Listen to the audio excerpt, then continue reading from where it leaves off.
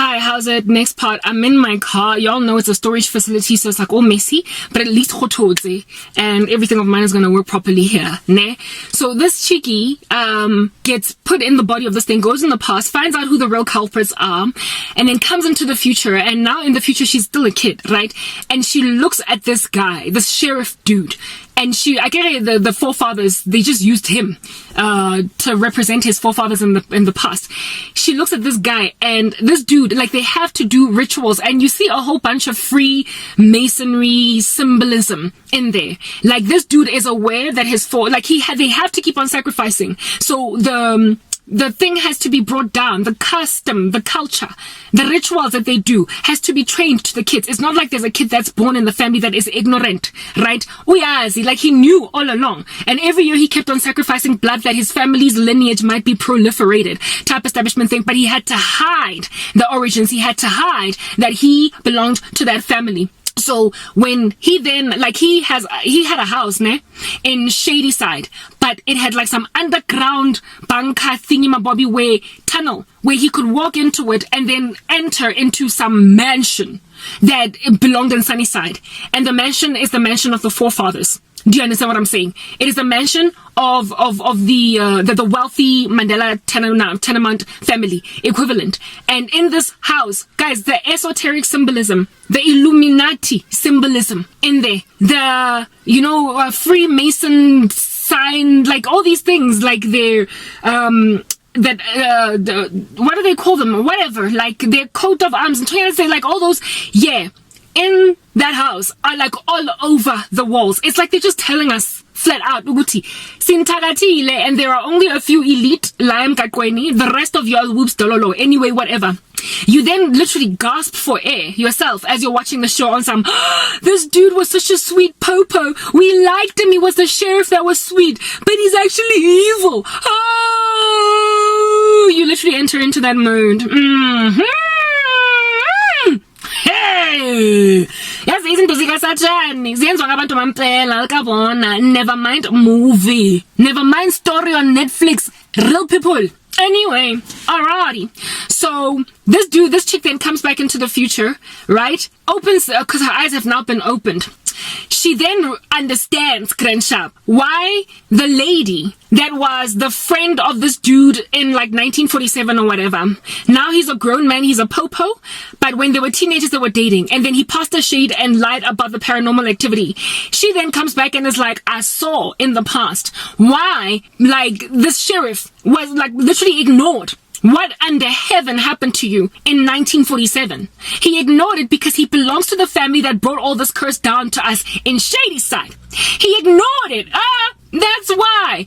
And as she was telling this chickie, this, the chick that basically was made to look like a mad woman all of these years, as she's telling her this story, now she's all grown up. This girl is still in teenage vibe. I get it. This curse afflicts teenagers type thing.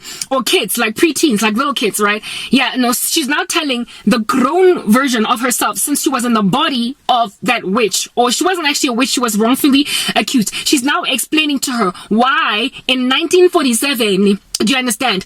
Her then boyfriend completely ignored. Her then boyfriend completely disregarded the paranormal activities that they both witnessed, right? It is because his forefathers started the curse that separated or forked Sunnyside and Shadyville into two different places. And on the one side, there's a lot of prosperity. On the other side, there's a lot of poverty. And he is still living in a whole bunch of opulence. It's just that he has got the reputation right now of a lowly man. He is walking around right now as a man that just is, a nice little sheriff for the town, and that's it, and that's where it ends. He ignored you, this dude, precisely because of the fact that his family is linked to this. And the only reason you did not die next to your older sister in 1940 whatever was because this dude liked you. He loved you. He had feelings for you. So he didn't kill you. He didn't finish you off. When those zombies were killing you, he stopped them. Because he could. Because they were his to conjure. They were his to move up and down. They were his to do whatever. So when they stabbed her, she survived before they could finish her off. But the sister was finished off. He shed everybody else's blood, but he was like, I don't want her to die. Because he had genuine feelings for her. He spared her life. But they were in, what is this, estranged from each other because Who in the world lies about something we both saw? And then you get to stay in my life. I'm sorry. You're not gonna stay in my life because you know what I saw. I saw what I saw. You saw what I saw. We saw it together. Why are you lying? Why are you lying? You don't keep a person like that. So they couldn't be together because of the lie. However, he spared her life because he had feelings for her. Spared her life because, dudes, men, like, yeah. John Satani kodwa uzokuspera njengoba feelings, Rubbish. Anyway, whatever. Cool beans and bananas. So this chick was like, of course, vuss.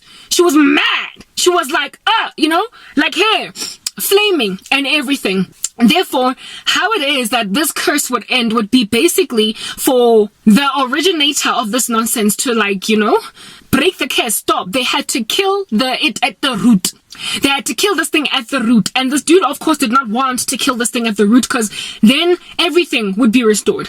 Because then people in Shady Side would all of a sudden start getting houses, cars, their community is going to stop losing children all of a sudden. And we on Sunny Side, Santana equivalent, we're going to have to downsize now, drive the kodonkinyana tsa dikoloi. We're going to have to take our kids to public school. Are you serious? No.